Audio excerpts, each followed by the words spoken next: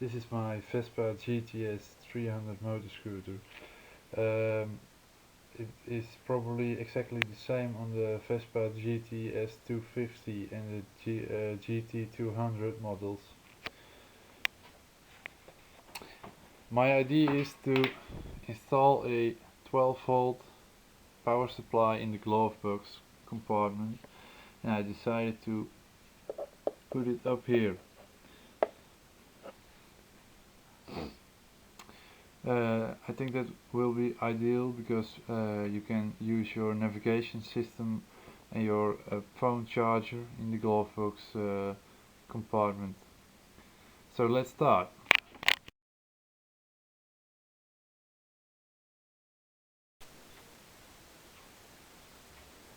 Here is a small overview of the materials we need. First, the 12-volt power supply. I ordered it at Conrad.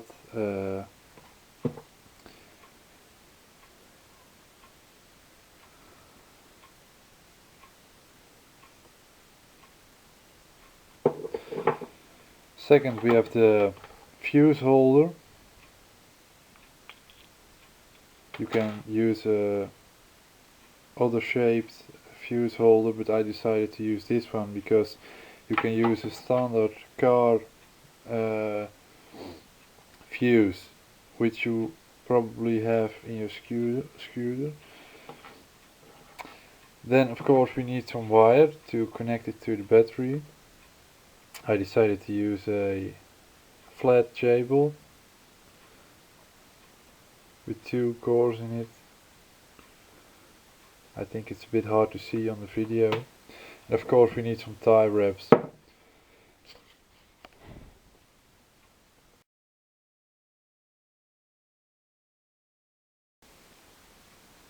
We start to remove the battery cover using a standard Phillips screwdriver.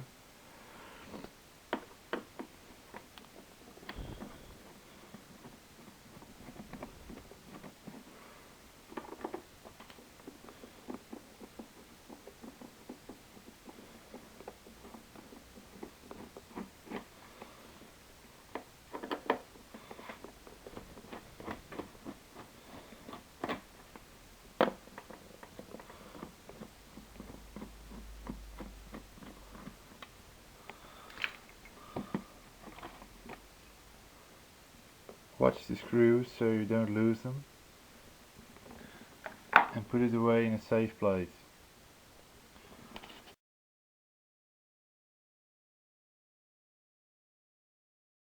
I really advise you to watch the Vespa GTS Glovebox removal video on YouTube by Mick Bergsma. He explains how to remove this compartment, and I'll probably using the same technique as he does.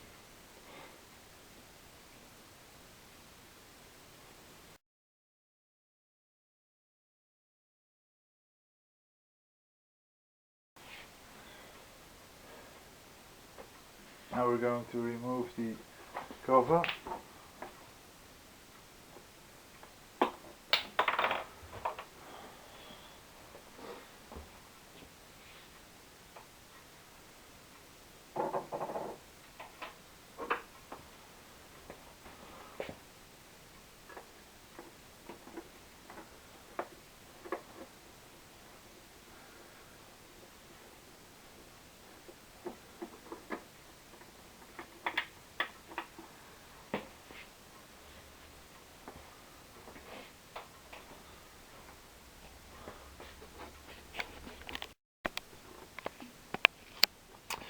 After removing the screw behind the brand, the logo with the cover, you will be able to lift it out.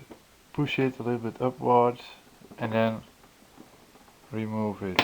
But be cautious because there are these hooks behind it, so don't break it.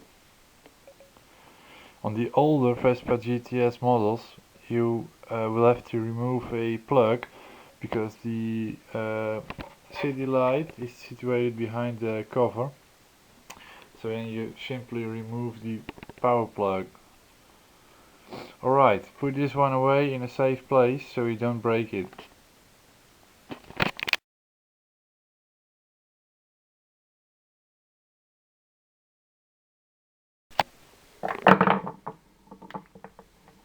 After removing a screw, I advise you to take a bag or something like that and mark them. So write down where they are for. These ones are for the underneath the cover on the front. So write it down.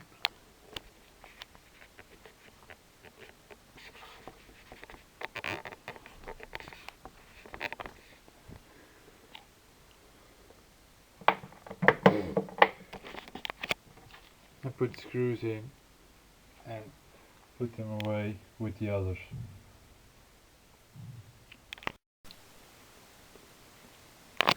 Now we're going to remove the 4 screws at the bottom of this compartment. They are located here.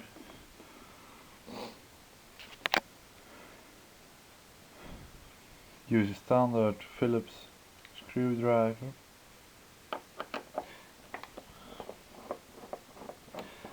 As you remove these screws, you will see that the outer screws, like here, this one and on the other side, is slightly longer than the one on the inside. This one and the other one.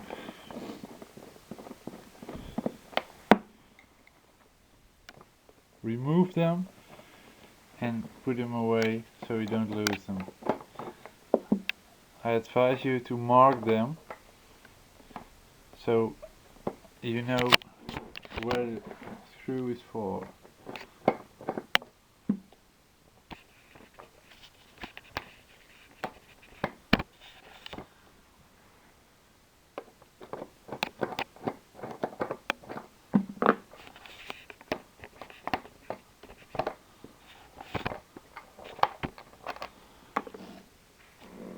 Do the same on the other side. The next step is to remove the covers on the left and on the right side using a standard Phillips screwdriver. Put the steer a bit away and just remove the screw. Do the same on the other side.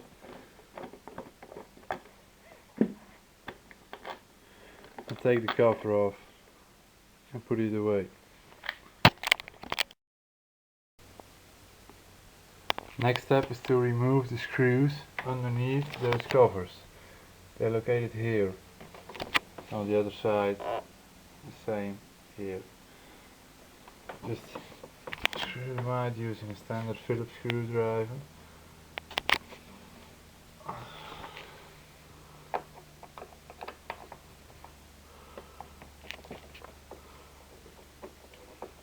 Take them out, put them away, mark them, and do the same on the other side. Next step is to remove these screws with a standard Phillips screwdriver. Just screw them out.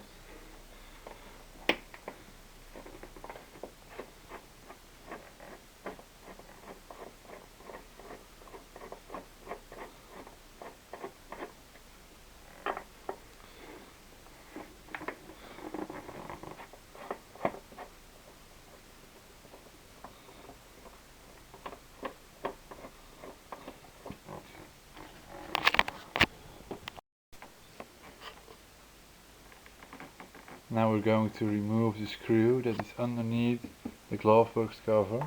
Open it up. The screw is located right here. It's quite a large screw, so make sure you use a screwdriver of the proper size so you don't ruin it. And simply screw it out.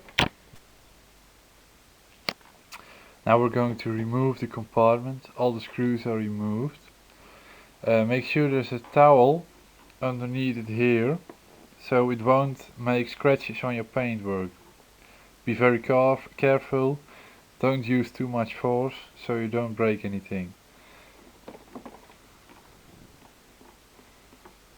It can feel like it's a little bit stuck, but just try to remove it very easily and don't use any force again.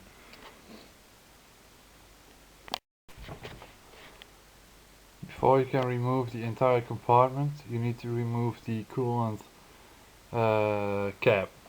So screw it out, put it away.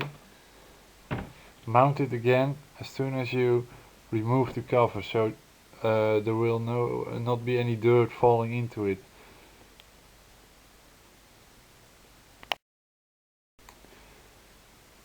Before we will start to remove the compartment, here are some shots of the inside of it, so you know what you can expect when you're removing it. There are two lips up here. They will probably get stuck behind the contact, and on the other side there are some cables and so be cautious with that one. Here is a small edge and it will probably get stuck behind here. Here you can have a view. I thought it might be handy to show this first, so you know what you are doing before putting any force on it. Now we'll really start to remove it step by step. Because I have to use both of my hands, I will put the camera down here. Watch. It is probably a little bit stuck up here. Be very gently, don't use any force, and remove it very slowly.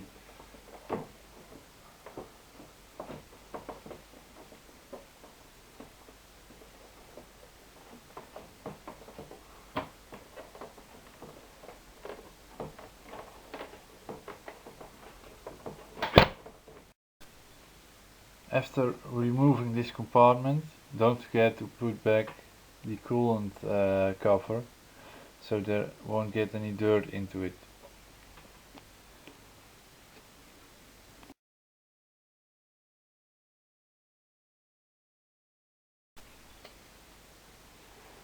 Alright, now this compartment is removed, we can really start installing the 12-volt power supply.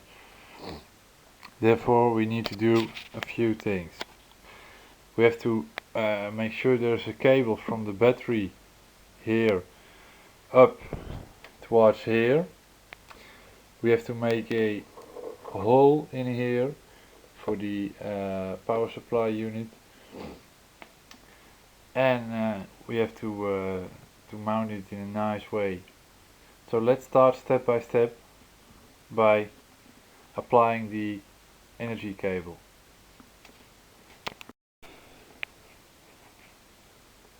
We start to install the energy cable. I use a flat cable with two separate cores. Make sure your cable is long enough, because making it shorter is easier than making it longer. We'll start at the bottom underneath the battery cover. Here next to the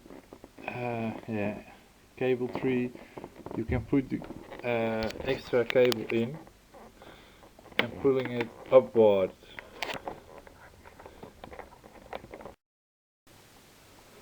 After a few tries, you can get the cable through it. After that, make sure you have enough length in it so you don't get stuck. Then you can start to mount the cable with some tie wraps. Make sure you don't tie wrap it down a moving part or something like that, and it will not be in the way for remounting the compartment. After some struggling, I managed to mount the cable in the proper way. Here it is.